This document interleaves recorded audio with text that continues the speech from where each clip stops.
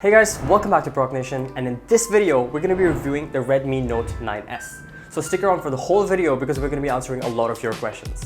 The Redmi Note 9S is the successor to the Redmi Note 8 Pro. We've done a review on this before, we're going to link it down in the description. So this is supposed to be a considerable upgrade from that. Let's start off with the design because that's what will catch your eye first. Putting it alongside a premium smartphone, it holds up quite well with that glossy finish.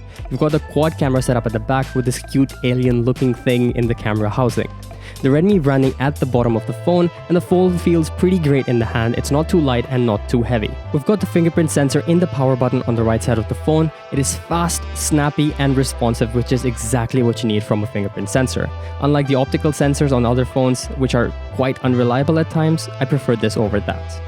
At the bottom of the phone, you've got the 3.5mm jack, USB Type-C charging, and bottom-facing speakers and mic. At the top, you have a microphone and IR blaster. The screen has a little hole punch cut out for it for the front camera, which isn't very intrusive.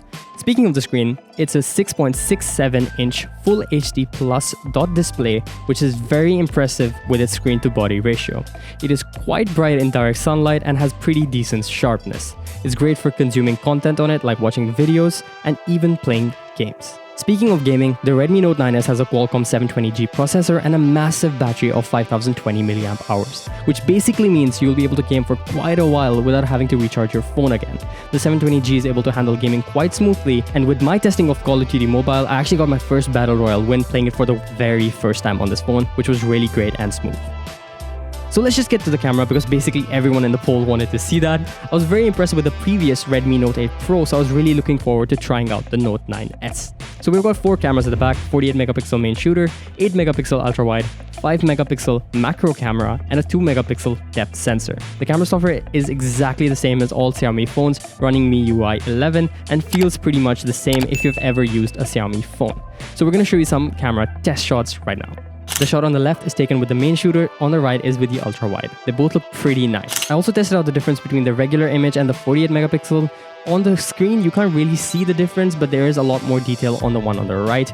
Especially if you look at the file sizes, the image on the right is much bigger with that 48 megapixels. The image quality is pretty decent on the ultra wide angle pictures. There's a bit of over sharpening, but the details are a bit mushy because of that 8 megapixels. I also tried out a portrait shot where the background doesn't look very realistic, but it's alright. So comparing the picture on the left, which isn't portrait, to the right, the portrait looks a lot better in this image because of the lighting situation. However, it does miss focus sometimes, like on the left, but the background looks nicer, but on the right it looks a little bit faker. And the macro performance is pretty good on this phone when compared to other phones. You can see the details are a lot better with that 5 megapixel, and you can actually see very close to the subject with a lot of details maintained. Very nice with that. So the selfie. The selfie on the left has a lot of smoothing. I don't really like that. The one on the right, even when it's turned off, is a little bit smooth for me. However, using GCam, you can see that the image quality is a lot better, the edge separation is a lot nicer, and the skin tones are a lot better. Especially here where you can see the skin tones are more true to life and realistic, and even the details maintained are a lot better when you're using GCam on this phone. I'm very satisfied generally with GCam performance on most phones, but with this phone, it really does wonders. Like, look at the leaves on the left. The highlights are quite overexposed, but on the right, they're perfectly exposed with that HDR. Even here, the details maintained in the shadows and the highlights are very balanced on the image on the right using GCam. Even when you zoom in a little bit, you can see that the shadow details maintained are a lot better and sharper. In an image like this where it's dark and bright at the same time, the shadows are very noisy in the image on the left, however GCam maintains details. Moving on to video performance, you can clearly see that the stabilization on 1080 is really good.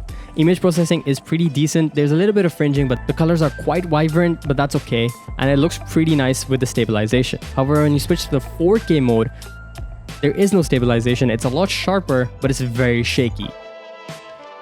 The same video taken at 1080, you can see that the stabilization is so good, it actually looks like it's on the gimbal, but of course you don't have that 4K resolution. I also tested out the 240 FPS at 720p while grinding my coffee beans, and it looks really buttery smooth, and it's actually quite usable and fun to play around with. It even supports 960 FPS at 720p, which isn't really great. It's optical blending, but it's okay. Unfortunately, I couldn't get a lot more examples because it rained every single day and I couldn't go out and shoot, but yeah, this is 4K, 30 FPS. Pretty sharp, pretty nice.